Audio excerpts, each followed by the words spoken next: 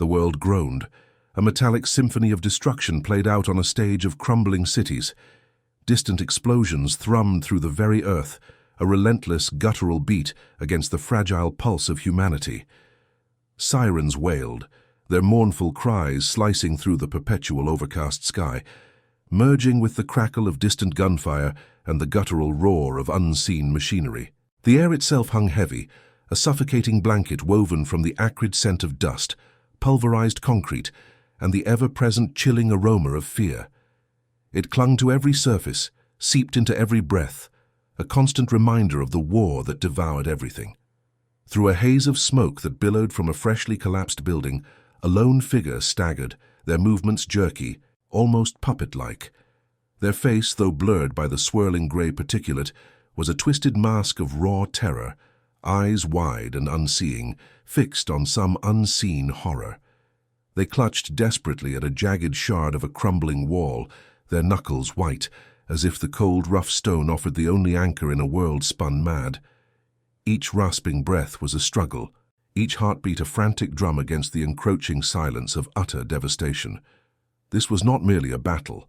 This was an unraveling, a slow, agonizing descent into an abyss where the ground beneath one's feet felt less like solid earth and more like shifting ash. The sheer scale of the obliteration was staggering, a testament to the insatiable hunger of conflict.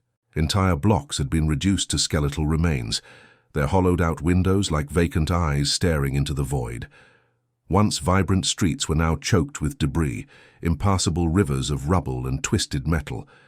It was a landscape sculpted by violence, where every shadow seemed to harbor a threat. Every silence held the tension of an impending explosion. The odds felt insurmountable, the enemy a faceless, omnipresent force that eroded not just structures, but hope itself. How could one person, one single frail life, possibly navigate such an overwhelming tide of destruction? The question felt rhetorical, the answer a bleak whisper on the wind. In this desolate panorama, the very notion of peace seemed a cruel, distant memory, a forgotten dream from a life that no longer existed. It was a concept so alien, so utterly divorced from the brutal reality, that even the attempt to recall its sensation felt like a betrayal of the present. Hope, that most resilient of human emotions, had been systematically stripped away, leaving behind only a hollow ache. The sun, when it did pierce the perpetual gloom, cast long, distorted shadows that danced like grim spectres, mocking the faint stirrings of any positive thought. Despair was not just an emotion here, it was the very atmosphere, a suffocating weight on the soul, pressing down until even the smallest flicker of light seemed an illusion. Yet amidst the pervasive gloom, a subtle tremor ran through the fabric of fate, a barely perceptible shift in the air. It was a whisper, carried on the same wind that brought the scent of ash, suggesting an impending moment of decision, a crossroads unseen but profoundly felt. Something was brewing, a pivotal point where the trajectory of lives, perhaps even the fate of this ravaged land, could irrevocably change. The details remained veiled, shrouded in the chaos, but the feeling was undeniable. A turning point was at hand, beckoning from the depths of the encroaching darkness. As if in response to this unspoken premonition, the soundscape intensified, shifting from a dull thrum to listeners. "Help!" her heart screamed, though her lips remained sealed. "Please, just help." It was an acknowledgement of her absolute inability to change their fate, a desperate relinquishing of control in a situation where control had long been an illusion. Her eyes, still brimming with unshed tears, were lifted not to the advancing soldiers, but to the broken ceiling, to the sliver of grey sky visible through the jagged opening. It was a gesture born not of defiance, but of a profound, almost childlike trust in something beyond her comprehension. As that silent, heartfelt plea resonated within her, a subtle shift occurred. It wasn't a thunderous miracle, no sudden burst of light or angelic chorus. Instead, it was a gentle permeation, a faint warmth that spread through her chest, countering the icy grip of fear. It was a feeling of being heard, a whisper of connection in the vastness of chaos, a fragile thread spun between her broken spirit and an unseen presence. The air around them, previously heavy with the stench of fear and despair, seemed to lighten, to hum with an almost imperceptible energy. The shadows, though still long and ominous, held a fraction less menace. This single act of faith, this raw, unarticulated prayer, carried an immense, almost unbearable weight. It was a desperate gamble in a world without certainties, a fragile seed planted in barren earth. She had nothing left to lose and everything to gain, even if that gain was merely a moment of peace before the inevitable. It was a testament to the enduring human spirit, its capacity to reach for hope, even when hope itself seemed a cruel mirage. The unseen response was not a voice nor a vision, but a gentle presence that permeated the darkness, a quiet assurance that settled upon her like a soft shroud. It was a sense of not being utterly alone, of a profound empathy reaching out across the chasm of her despair. The suffocating weight on her chest eased, allowing her to draw a breath that felt deeper, more nourishing than any she had taken in days. Though the soldiers were still advancing, their boots thudding closer, the immediacy of their threat seemed to recede, replaced by an unexpected calm that settled within her. It was as if the prayer had not changed the external world, but had fundamentally altered her internal landscape, providing an anchor in the storm. The little girl, nestled against Marco, stirred slightly, and for the first time Ilara noticed a faint, almost imperceptible light shimmering around the man who shielded them, a soft, ethereal glow that defied explanation. The faint, ethereal glow around Marco was the first subtle shift, almost imperceptible amidst the dust and shadows. It wasn't a blinding light, but a soft luminescence, like moonlight filtered through mist, that seemed to push back the encroaching darkness. Ilara blinked, questioning her own eyes, wondering if the exhaustion and terror were finally playing tricks on her mind. Yet the glow persisted, a silent, comforting presence, even as the heavy footsteps of the approaching soldiers grew louder, closer. Then a sudden, sharp crack echoed through the ruined building, not the familiar report of a rifle, but the splintering sound of stressed wood. A section of the ceiling, weakened by previous blasts, gave way with a groan, sending a cascade of debris tumbling down. The timing was astonishingly precise. The falling rubble created a deafening clamor, a spontaneous curtain of dust and shattered plaster that momentarily obscured the advancing patrol. It wasn't a direct hit on the soldiers, but it was enough. The unexpected shower of debris caused them to falter, their synchronized advance broken as they instinctively shielded their faces, their formation dissolving into momentary disarray. In that fleeting instant of confusion, a small, dark opening in the wall, previously hidden by a collapsed beam, was revealed. It was too small for an adult to pass through easily, but for the little girl it was a potential escape route. A fleeting encounter followed this providential chaos. As the dust began to settle, a figure emerged from the shifting shadows, a grizzled old man with eyes that held the wisdom of countless sunrises and sunsets. He moved with surprising agility for his age, his gaze sharp and unwavering. He didn't speak much, merely pointed a gnarled finger towards the newly revealed opening, his eyes meeting Ilara's with a knowing intensity. "Go," he rasped, his voice like dry leaves skittering across stone. "Now." His presence was transient, a ghost of guidance, and then he was gone, swallowed by the dust and the renewed shouts of the disoriented soldiers. Despite the renewed external turmoil, the shouts and the thud of boots resuming their advance, Ilara felt a profound sense of inner calm. It was not the absence of fear, but the ability to act despite it, a clarity of purpose that had been absent moments before. The warmth from her prayer lingered, a steady ember in her core guiding her thoughts and actions.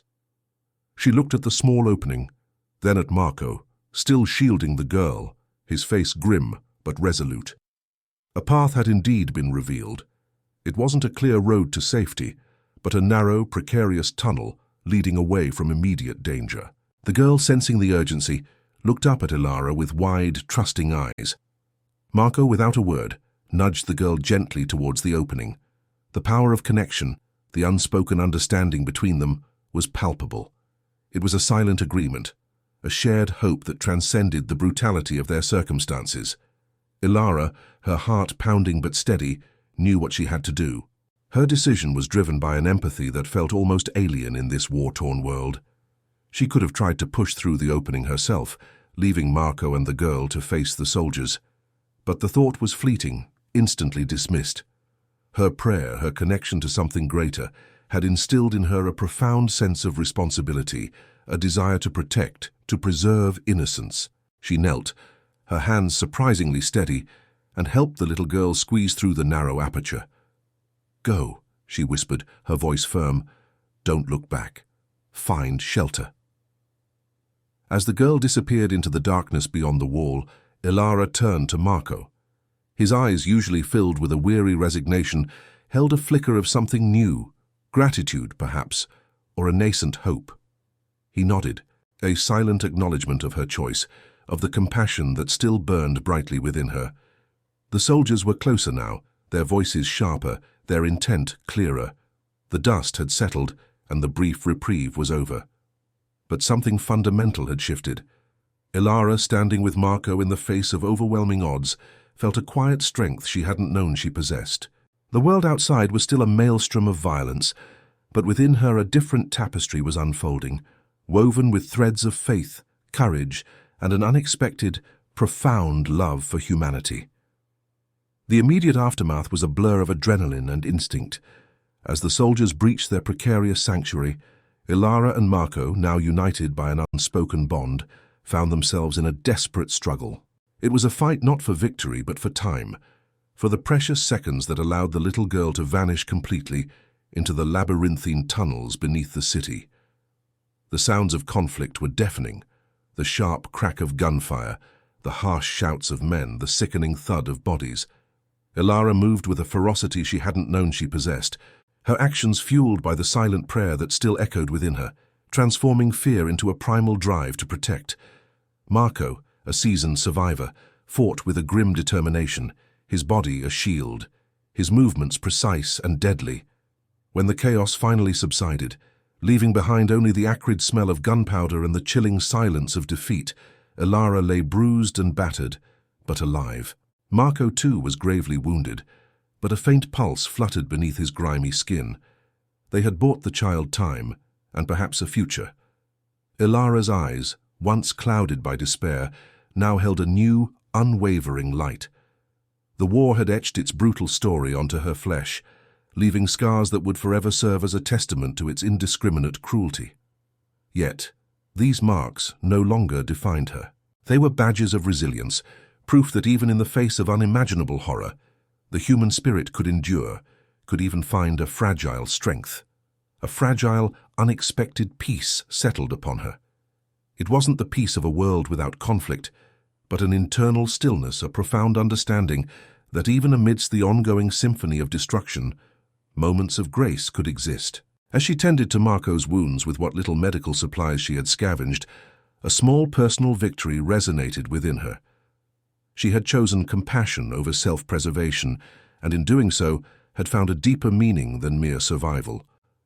The act of saving the child, of fighting for another's hope, had irrevocably altered her. The ripple effect of Ilara's actions, born from that single, desperate prayer, began to spread. Marco, slowly recovering, watched her with an awe he rarely displayed.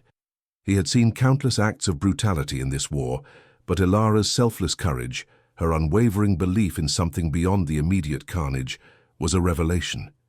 He began to speak of her subtly at first to other survivors, weaving tales of her quiet strength, her unexpected faith. Her story became a whisper among the desperate, a fragile seed of hope planted in the barren soil of their existence. It was a reminder that even when all seemed lost, decency could still prevail. The narrative concludes not with the end of the war, for such a thing was still a distant dream, but with a powerful message of enduring hope. Ilara, though still living in a world consumed by conflict, faced each new day with a renewed spirit. She understood now that her prayer hadn't magically stopped the war, but it had changed her. It had unlocked an inner reservoir of courage and compassion, allowing her to become a beacon of light in the darkest of times. The future remained uncertain, fraught with peril and the ever-present shadow of violence. Yet, Ilara walked forward, her head held high, understanding that even in the relentless grip of war, one prayer, uttered from the deepest recesses of a broken heart, could indeed change everything. It could transform despair into purpose, fear into fortitude, and isolation into an unexpected, profound connection to the enduring human spirit. Her journey was far from over, but she was no longer alone. Not truly. She carried the unspoken promise of a better tomorrow, woven into the very fabric of her being. To a sharper, more urgent crescendo. The distant explosions grew closer, their concussions now rattling the very bones. The sirens reached a fever pitch, their urgent cries echoing off the ruined facades. The air crackled with an almost palpable energy, a charged atmosphere that signaled imminent danger, or perhaps a crucial turning point. The world held its breath, poised on the precipice of something profound, something terrifyingly new. The unspoken question hung heavy in the acrid air, a silent plea uttered by countless unseen souls. What fate awaited them in the heart of this relentless storm? Survival itself was a fragile hope, a desperate gamble against the overwhelming odds. The desolate panorama stretched endlessly, a testament to humanity's self-inflicted wounds. Bombed-out buildings stood like hollowed-out monuments to a forgotten past, their skeletal frames reaching towards a sky perpetually grey, as if even the heavens wept for the destruction below. Desolate streets, once bustling with life, now lay choked with debris, silent rivers of rubble where only the wind dared to whisper. Every corner promised only more ruin, every horizon a bleak continuation of the same sorrowful landscape. The air itself seemed to carry the dust of shattered dreams, a constant reminder of what had been lost. Amidst this landscape of ruin moved Ilara, a young woman whose every step seemed an effort against the crushing weight of her surroundings. Her exhaustion was palpable, etched into the weary lines around her eyes, which reflected not just the perpetual gloom of the sky, but the endless cycle of loss she had witnessed. Her clothes, once perhaps a vibrant color, were now muted by dust and wear, clinging to a form thinned by scarcity. She was a ghost in her own life, moving through the remnants of a world that had ceased to exist, her spirit burdened by the sheer tenacity required simply to draw breath. Ilara's existence was a relentless testament to the burden of survival. Each day was a precarious dance between hunger and fear.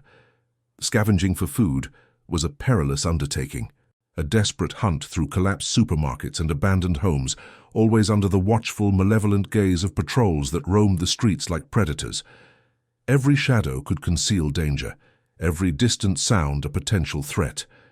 Sleep was a luxury, snatched in fleeting moments of restless unconsciousness, her mind never truly at peace, always alert to the subtle shifts in the oppressive quiet or the sudden roar of distant engines.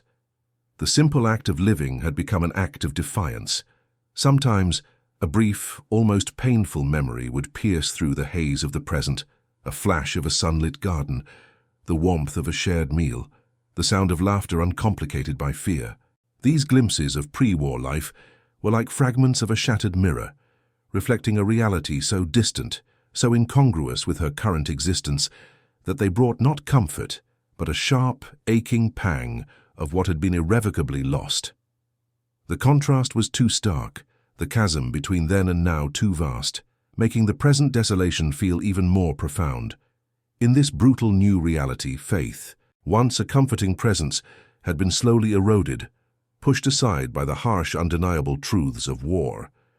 The grand pronouncements of divine providence seemed hollow against the backdrop of suffering, the promises of protection mocked by the relentless barrage of artillery. Hope, for many, had become a dangerous delusion, a vulnerability that could lead to even greater despair. Ilara, like so many others, found herself questioning the very foundations of what she had once believed, her spiritual landscape as barren as the physical one around her. The weight of doubt pressed down on her, a heavy shroud over her heart. She often found herself staring at the perpetually grey sky, her lips moving in silent, unformed questions. Where was the solace, the divine intervention, the guiding hand that stories had once promised? The heavens remained silent, offering no answers, no comfort, only an indifferent vastness that mirrored her own growing emptiness. Had any higher power remained, or had they too abandoned this broken world to its fate? The silence was deafening, a testament to a belief system that had crumbled under the relentless assault of reality. Suddenly, a new danger emerged on the horizon, a distant rumble growing into a menacing roar. A column of military vehicles, their dark silhouettes stark against the low light, appeared at the far end of the street, their presence a stark reminder of the ever-present threat. Ilara's heart pounded, a frantic drum against her ribs. The illusion of even temporary safety shattered, forcing her to confront her vulnerability once more. Her eyes darted around, desperately searching for cover, a fleeting hope against the looming mechanical beasts of war. The precarious balance of her survival was once again thrown into disarray, demanding immediate action, immediate flight. The rumbling vehicles were upon her before she could fully process their approach. Ilara scrambled, her breath catching in her throat, darting down a narrow alleyway choked with rubble. The heavy treads of the armored personnel carriers ground past the alley's mouth, their engines roaring like hungry beasts. Dust and exhaust fumes billowed, temporarily obscuring her from view, but she knew the reprieve was fleeting. Soldiers disembarked, their boots echoing ominously on the cracked pavement, their voices sharp and commanding as they began their methodical sweep. Ilara pressed herself against a cold, damp wall, her heart hammering, the metallic tang of fear thick in her mouth. She could hear their movements drawing closer, their casual violence evident in the shattering glass and splintering wood as they kicked open doors. This was not a mere patrol, it was a hunt. Her path was blocked by a collapsed section of building, leaving her trapped. Just as panic threatened to consume her, a hand clamped over her mouth, pulling her roughly but silently into a hidden alcove behind a tattered canvas. It was Marco, a grizzled old man who had once been a neighborhood baker, now a phantom of the ruins, known for his uncanny ability to navigate the city's hidden passages. His eyes, though weary, held a spark of desperate cunning. He whispered instructions, a hurried plan to slip through an old sewer access, a route known only to a few. But as they prepared to move, a frantic cry echoed from deeper within the building, a child's voice. Marco hesitated, his gaze fixed on the source of the sound, his jaw tightening. He looked at Ilara, a silent plea in his eyes. To help meant risking both their lives, abandoning their only escape. To leave meant condemning the child. It was a brutal choice, a moral crossroads carved by the cruel exigencies of war. The insidious whispers of giving up grew louder in Ilara's mind, a seductive promise of oblivion. Why fight? Why endure? Every day was a fresh wound, every night a new terror. The child's cries were a stark reminder of the endless suffering, a weight she felt increasingly unable to bear. The conflict between her innate goodness, instilled by a childhood long past, and the brutal demands of survival tore at her. Her instincts screamed for self-preservation, for the cold logic that dictated no one could save everyone. Yet, Marco's unwavering gaze, even in the face of such peril, stirred something within her, a flicker of the humanity she desperately clung to.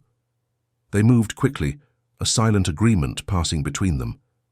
The child, a small girl no older than 5, was huddled in a corner, trembling. Marco scooped her up, his movements surprisingly agile for his age, while Ilara covered their retreat. They were almost at the sewer entrance when a sudden jarring explosion ripped through the building just above them. Debris rained down, sealing off their planned escape route. The illusion of safety shattered in an instant.